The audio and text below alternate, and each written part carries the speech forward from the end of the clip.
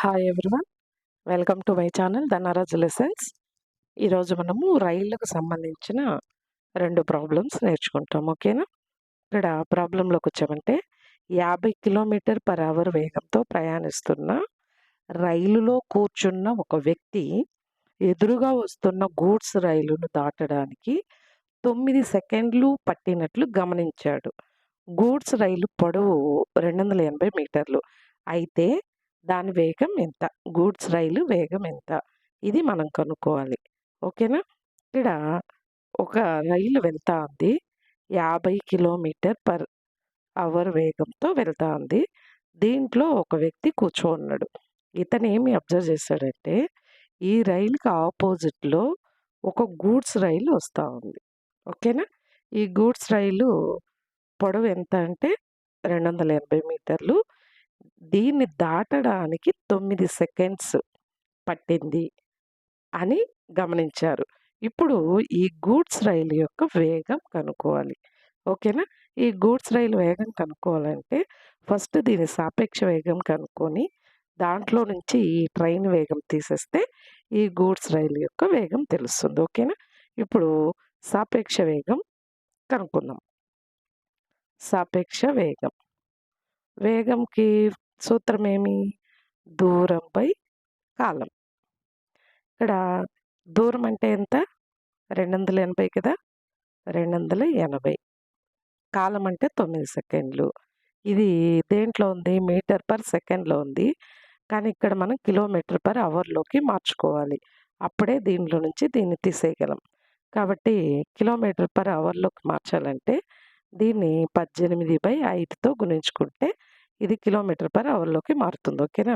ఇప్పుడు క్యాన్సిల్ చేసామంటే 9 ఒకట్ల 9 రెండ్ల 5తో 5 ఐదుల 25 5 ఆరుల 30 56 × 2 దీన్ని గుణించామంటే 112 కిలోమీటర్/అవర్ వచ్చింది.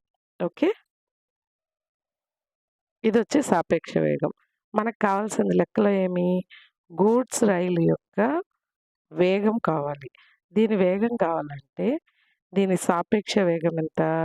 112లో నుంచి ఈ ట్రైన్ వేగాన్ని తీసేయాలి. 50 తీసేసామంటే ఎంత వస్తుంది? 62 కిలోమీటర్/అవర్. ఇదనమాట దీని ఆన్సర్. అర్థమైందా? ఇప్పుడు ఫస్టు దీని సాపేక్ష వేగం కనుక్కున్నాం. సాపేక్ష వేగంకి దూరం/కాలం. దూరం అంటే గూడ్స్ రైలు పొడవు ఎంత ఉంటే అదే దాని దూరం అవుతుంది. ఓకేనా? కాలం వచ్చి 9 సెకండ్స్. ఇది మీటర్/సెకండ్లో ఉంది. ఇది కిలోమీటర్/అవర్లో ఉంది.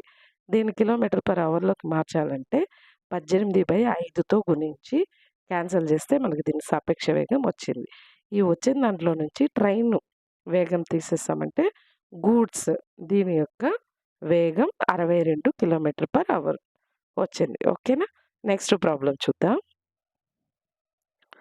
నెక్స్ట్ ప్రాబ్లం చూస్తే 360 మీటర్లు పొడవు 45 కిలోమీటర్/అవర్ వేగంతో ఒక రైలు 140 మీటర్ల పొడవున్న వంతెనను దాటడానికి పట్టే కాలం కనుక్కోవాలి. ఓకేనా? ఇక్కడ వచ్చి రైలు పొడవు ఎంత అంటే 360 మీటర్లు. ఇది ఎంత వేగంతో పోతుంది? 45 కిలోమీటర్/అవర్ వేగంతో పోతుంది. ఇది ఒక వంతెన.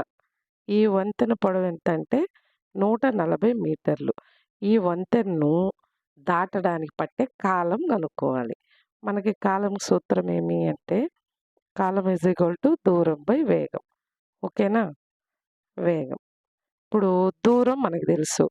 ట్రైను పొడవు, వంతెన పొడవు ఈ 2 యాడ్ చేసుకుంటే దూరం వస్తుంది.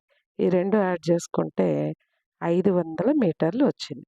ఇప్పుడు మనము వేగంతో భాగించినామంటే మనకు కావాల్సిన కాలం వస్తుంది. ఇప్పుడు వేగము ఇక్కడ వచ్చి కిలోమీటర్/అవర్లో ఉంది కదా! దీన్ని ఇక్కడ మీటర్లో ఉంది కాబట్టి మీటర్/సెకండ్లోకి మార్చాలంటే దీన్ని మనము 5/18తో గుణించామంటే సరిపోతుంది. ఓకేనా? 9 ఎకంతో 9 రెండ్ల 18 9 ఐదుల 45 25/2 25/2 ఈ హారంలో ఉండేది ఇక్కడ లవం దగ్గరకు వస్తుంది. ఓకేనా?